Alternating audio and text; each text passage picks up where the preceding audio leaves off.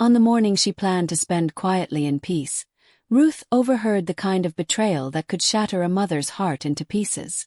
She had just picked up her old mobile phone to end a call when the voices came through. Careless, sharp, and dripping with greed. Her only son, Daniel, was telling his wife, Anita, that it was time to move the old woman into the Golden Years residence because she's becoming too much to manage.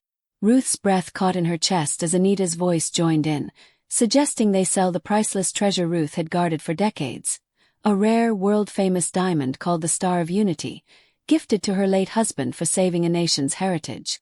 Daniel's voice was cool and calculating as he talked about using the millions from its sale to buy luxury properties around the world. Then Anita laughed, a light, unfeeling laugh, as if this treasure, and the woman who had protected it, meant nothing at all. She sat in her quiet living room, the ticking of the antique clock loud in the silence, her hands trembling as she stared at the photograph of her late husband, Emmanuel. Where are you watching from today? Kindly hit like, comment, and subscribe to this channel for more. His eyes in the picture seemed to speak to her, reminding her of his warning years ago. Don't give so much that they forget the value of what they've been given. She had ignored that advice for years, pouring her energy, wisdom, and love into raising Daniel. Now, those sacrifices had been reduced to a cold transaction in the mouths of the very people who should have been her protectors. For 17 years, Ruth had carried the burden of guarding the Star of Unity. It wasn't just a jewel, it was a symbol of history, worth over $12 million, and known across continents. Her late husband had entrusted it to her care before his passing, telling her it must never leave the family unless for the good of the nation. She had spent sleepless nights keeping it safe, refusing countless offers from collectors and billionaires. She had also poured thousands of dollars into Daniel's education at Central Academy, covered his lavish wedding that cost more than she could afford, and even paid his debts when his trading business failed. Every act was given out of love.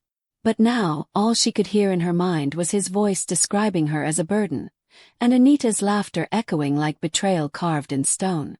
That night, sleep refused to come. The moonlight spilling through the curtains seemed to illuminate every memory. Daniel's first steps in their modest home, the day she showed him the diamond for the first time, the promise he'd made never to misuse it. Ruth rose from her bed and walked to the safe where the Star of Unity was locked away.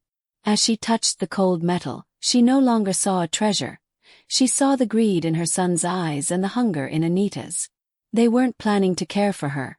They were planning to strip her of everything, including her dignity. That was when her resolve hardened. She would protect the diamond and teach them a lesson that would echo for the rest of their lives. The next morning, Ruth wrapped herself in her deep blue shawl and took a taxi to the offices of Francis Adeyemi, a respected international heritage lawyer in the heart of Grand City. The building had no unnecessary glitter, only an air of quiet power, rows of law books, the faint scent of polished wood, and a receptionist who greeted her by name. When Francis ushered her into his office, Ruth wasted no time. She told him about the overheard conversation, the calculated betrayal, and the decades she had guarded the Star of Unity. Francis listened intently, his brow furrowed. Then he leaned back and said with calm certainty, "Madam Ruth, the diamond is registered solely in your name under the Global Cultural Registry. Legally, no one can touch it without your consent. If you want to transfer it to a secure international vault today, I can make it happen within the week." For the first time since the betrayal, Ruth felt her heart steady. This was the first step in her plan. As Ruth left Francis Adeyemi's office, the city streets felt different, brighter, sharper, alive with possibilities. She had walked in feeling wounded and cornered. She walked out holding the seed of power in her hands. Instead of going straight home, she stopped at a small cafe near the river market, ordered a cup of hibiscus tea, and opened her worn leather notebook. With the precision of a strategist, she listed every step that needed to be done before Daniel and Anita returned from their overseas trip. First, arrange the secure transfer of the Star of Unity to an international vault. Second, ensure that her residence was no longer an easy target. Third, prepare the letter that would shatter their confidence and expose the truth.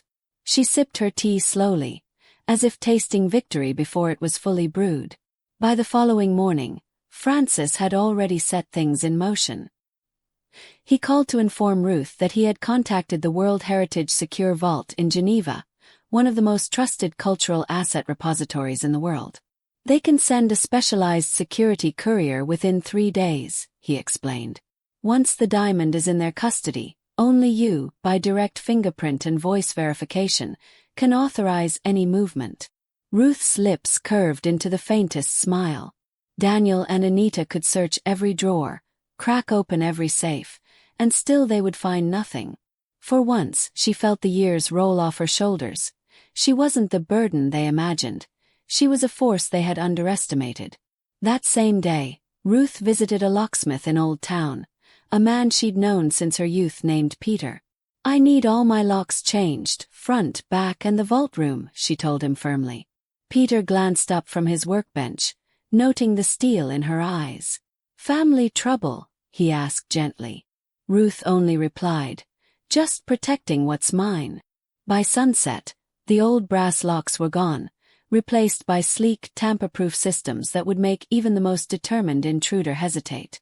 When she tested the new keys in her palm, they felt strangely symbolic, an unspoken promise that she alone decided who entered her world from now on. Back in her sitting room that evening, Ruth unlocked the vault one final time to gaze upon the Star of Unity. The diamond caught the lamplight, scattering rainbows across the walls like it had done since the day her husband brought it home. She traced a finger along its smooth surface, remembering the way her husband had placed it in her hands, and said, "This is more than wealth, it's a legacy. Guard it with your life." She whispered to the empty room, "I have kept my promise. Now I must guard it from my own blood." Closing the vault, she sat at her writing desk and began drafting the letter she would leave for Daniel and Anita. It would not be angry. It would be final, undeniable, and unforgettable. 2 days later, the security team from the World Heritage Secure Vault arrived. A trio of professionals in plain suits, carrying reinforced travel cases and biometric scanners. Ruth signed the necessary documents, provided her fingerprint and voice passphrase, and watched as they sealed the Star of Unity in a climate-controlled container. As they left, she felt a strange mix of grief and relief. The diamond was no longer under her roof, but it was beyond Daniel and Anita's reach forever.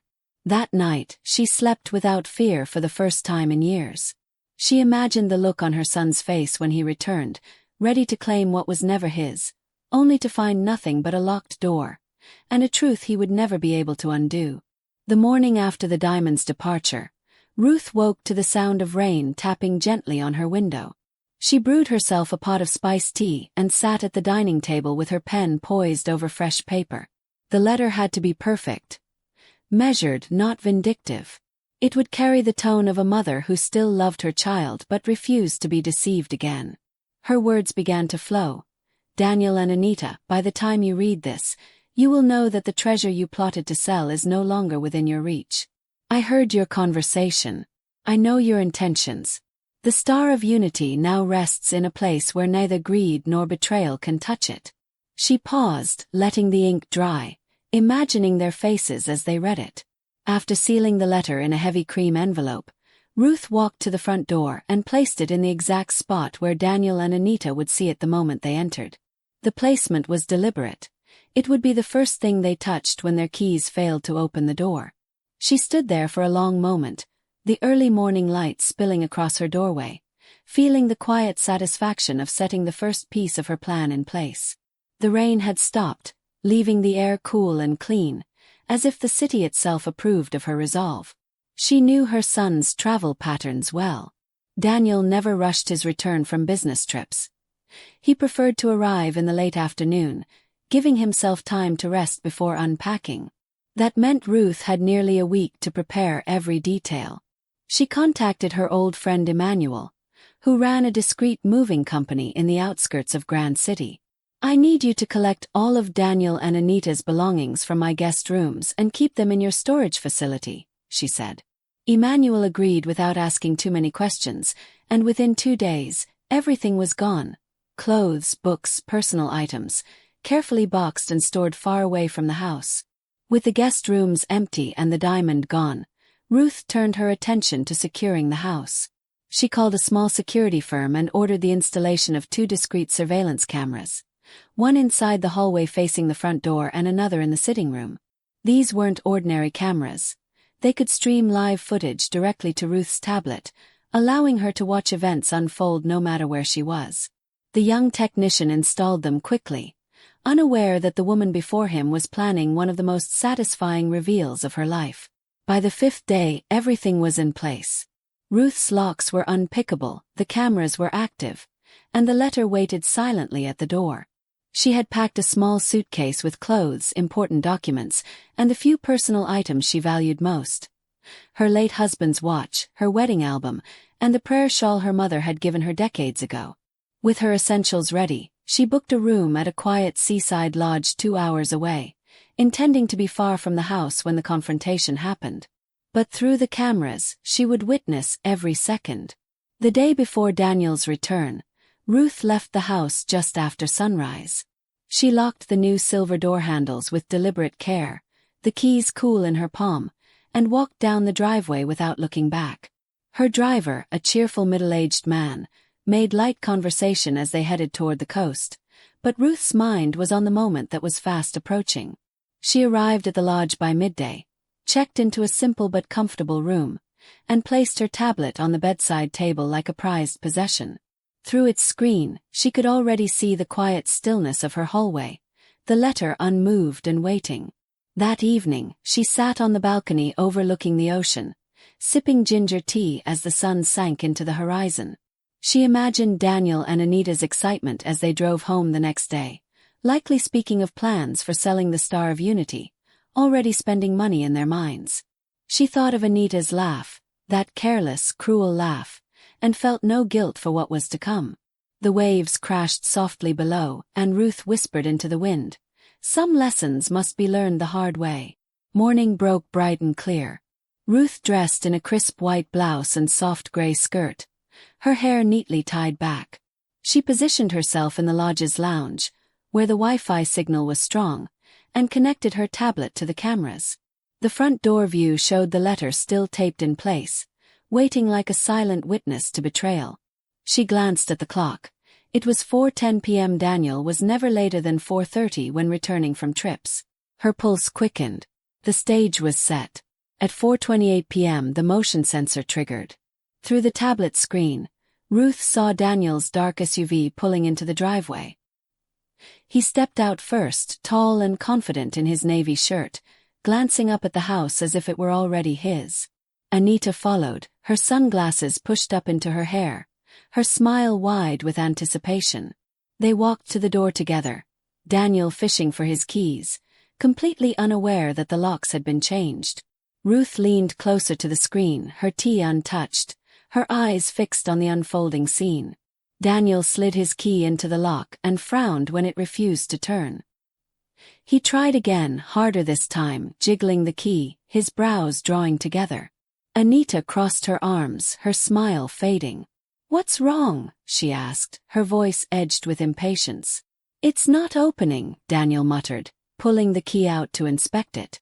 He tried a third time, his movement sharper now. Anita glanced toward the envelope taped at eye level on the door. "What's this?" she said, plucking it free. Ruth watched as Anita tore it open, her eyes scanning the page. Her lips parted, her face drained of color, and she handed it silently to Daniel. His jaw clenched as he read, his hands tightening around the paper until it crumpled. Ruth sat back in her chair, the sound of the waves outside blending with the silent satisfaction blooming in her chest. Through the camera feed, Ruth could see Daniel pacing in front of the door, the letter still clutched in his hand. Anita stood to the side, her face twisted in frustration, gesturing sharply as she spoke. Though the camera had no audio, Ruth could read the tension in their bodies, the way Daniel's shoulders stiffened, the quick movements of Anita's hands. Finally, Daniel pulled out his phone, dialing quickly, his mouth moving fast.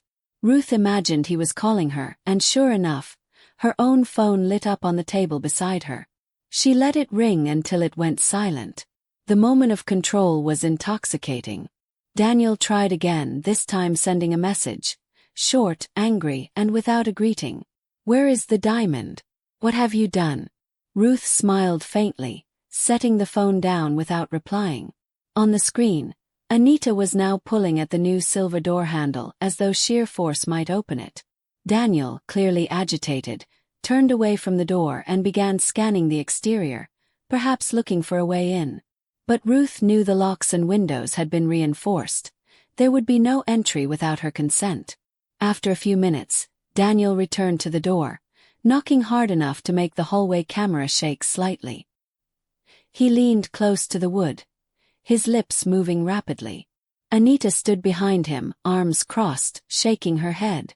Ruth took a deep breath, remembering all the nights she had stayed awake worrying about Daniel's debts, the time she had sacrificed her own comfort to give him what he wanted.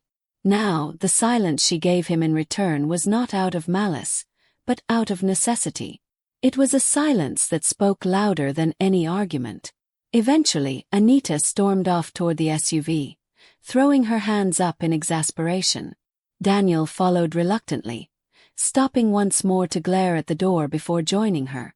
They sat in the car for a long time, and Ruth imagined the heated conversation happening inside. Accusations flying, plans crumbling. Then the SUV's engine roared to life, and they drove away, leaving the letter's crumpled remains on the front step. Ruth leaned back in her chair at the seaside lodge, a deep calm settling over her. This was only the first act of her lesson.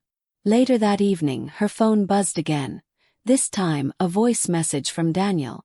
She pressed play and listened. His tone was low, almost pleading. "Mum, I think we've all made mistakes. Can we meet and talk? I promise we can work something out." Ruth set the phone aside without responding. She knew this wasn't remorse. It was desperation. He wanted the treasure, not reconciliation. She had learned to tell the difference long ago. The next morning, Ruth went for a slow walk along the shoreline.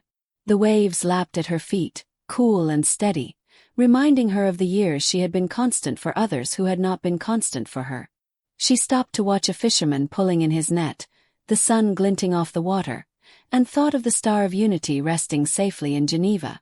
That diamond had been her duty for decades, but now it was also her shield. When she returned to the lodge, she checked the camera feed. Daniel and Anita were back at the house, trying a new tactic. This time they had brought a locksmith. Ruth chuckled softly. Peter had done his work well. The man fiddled with the lock for nearly 15 minutes before shaking his head and saying something that made Daniel throw up his hands in frustration. Anita stomped away again, clearly unwilling to spend another minute watching their plans fail. Daniel lingered longer, leaning against the doorframe, his face a mix of anger and calculation. He pulled out his phone and began typing rapidly, perhaps searching legal options or calling someone for advice. Ruth imagined his frustration growing as he realized the truth. She had acted entirely within her rights. No law could compel her to hand over the Star of Unity. No threat could reach it in its new home. By afternoon they were gone again. Ruth knew this wouldn't be the last she heard from them, but it didn't matter. She had the advantage now, and more importantly, she had peace. She made herself a promise as she watched the empty hallway on her tablet. She would never again allow her generosity to be mistaken for weakness. That night, Ruth sat on her balcony under the stars, the ocean breeze brushing her face. She thought about the road ahead, how Daniel and Anita might try to win her over, how they might even pretend at kindness to regain her trust. But she also thought about her own life, the years she had left, and how she intended to live them free of manipulation. Somewhere far away, the Star of Unity waited, untouched, a testament to her resolve. Ruth smiled to herself. The lesson had been delivered. Whether they learned from it or not was no longer her concern. 3 days passed before Ruth heard from Daniel again. This time, his tone was honeyed, almost rehearsed. "Mom," his message began, "Anita and I have been thinking, maybe we should spend more time together as a family. How about we take you to dinner? Anywhere you like." Ruth didn't even need to read between the lines. This was not about love or family. It was about access. She deleted the message without replying, feeling no obligation to play along. The cameras told her everything she needed to know. Their interest only returned when there was something to gain. Meanwhile, Francis Adeyemi called to check in. The vault reports that the Star of Unity has been catalogued, insured and secured, he said. It's officially off the grid. Ruth thanked him warmly, grateful for his efficiency. Francis, she added, you've helped me more than you know. This wasn't just about a diamond. It was about reclaiming my life. There was a pause on the line before Francis replied. Then consider it my honor. That brief conversation reminded Ruth of something she had almost forgotten. There were still good, trustworthy people in her world. The following weekend, Ruth returned briefly to her home. The air inside felt different, lighter somehow, freed from the weight of unspoken betrayal. She walked through the rooms slowly, checking that everything was as she left it. In the hallway, she paused at the spot where the letter had been taped, picturing the moment Daniel and Anita first saw it. A small, satisfied smile tugged at her lips. The house felt like hers again, not a prize waiting to be taken. Later that day, she decided to host a small gathering, not of family, but of longtime friends and neighbors who had stood by her for decades. She prepared trays of puff-puff spicy meat pies and chilled hibiscus drinks, filling the home with warmth and laughter.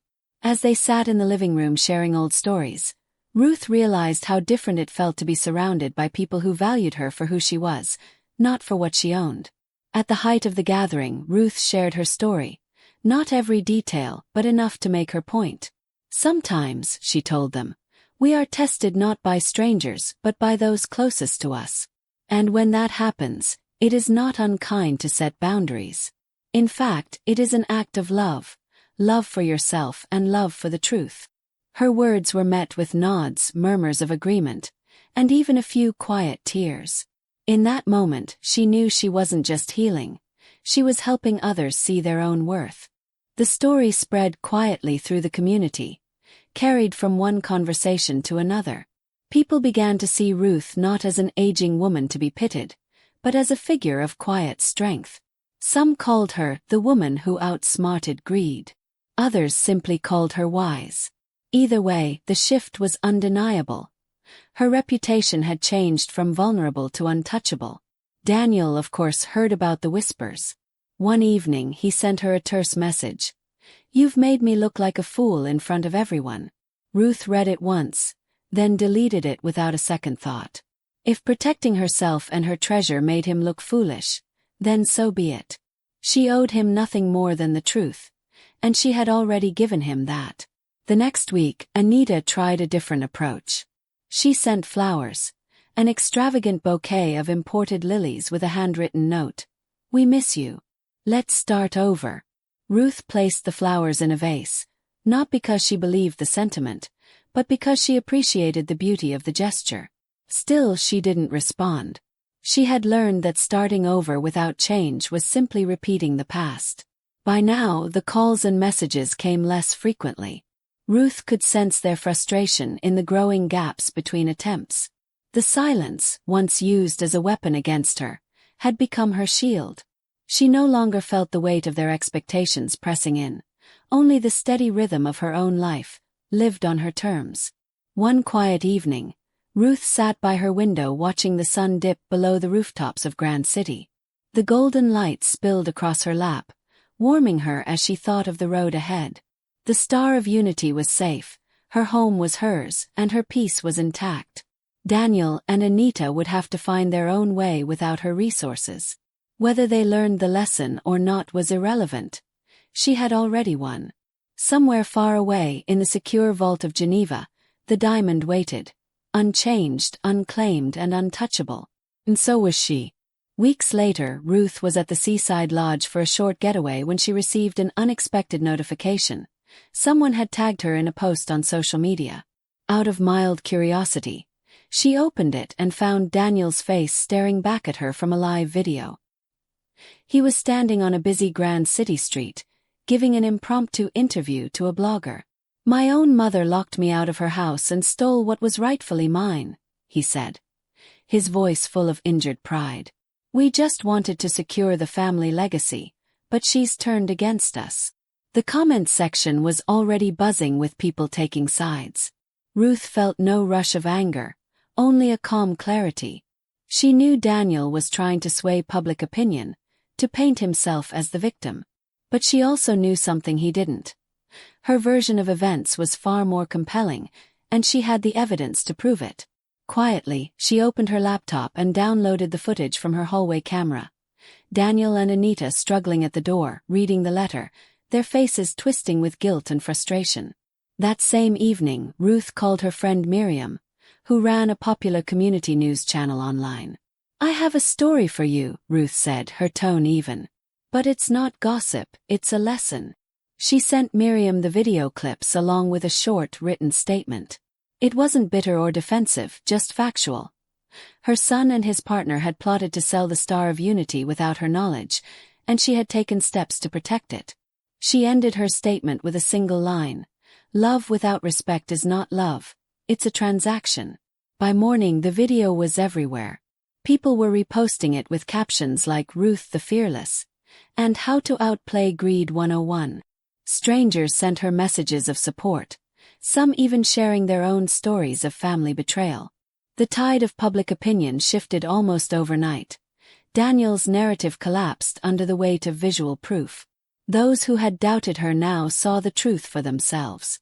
Daniel reacted quickly, deleting his original video and replacing it with a vague post about family misunderstandings and the need for private reconciliation. But the damage was done. In the court of public opinion, Ruth had already won. Anita, embarrassed by the backlash, deleted her own social media accounts entirely. The silence from their corner was sudden and complete. Ruth, meanwhile, continued her life unaffected.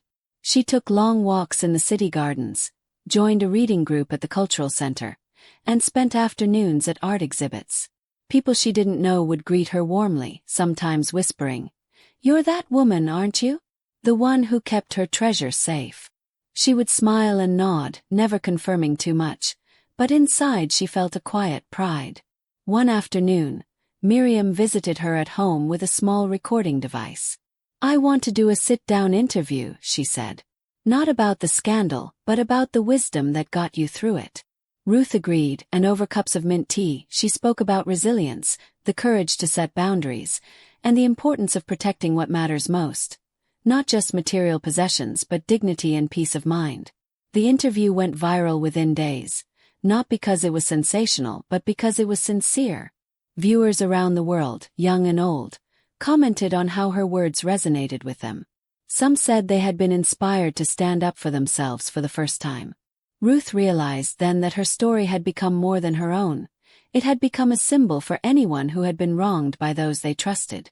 Daniel never publicly challenged her again. In the rare moments they crossed paths at community events, he kept his distance, offering only polite nods. Anita avoided her entirely. Ruth didn't gloat. She simply accepted that some relationships cannot be repaired, and that was okay. She had found her peace, and that was worth more than any reconciliation built on falsehoods.